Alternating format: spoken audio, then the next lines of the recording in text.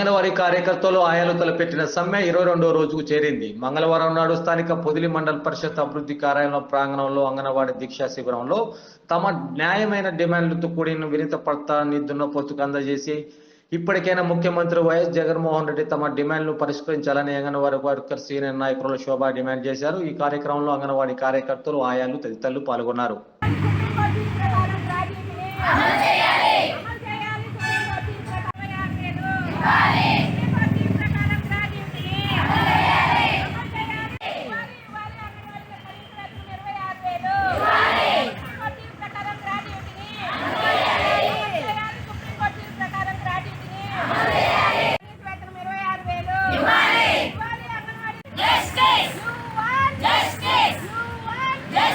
ఈరోజు 22వ రోజుకి అంగన్వాడీ వర్కర్లు హెల్పర్లు సమ్మె చేరుకుంది.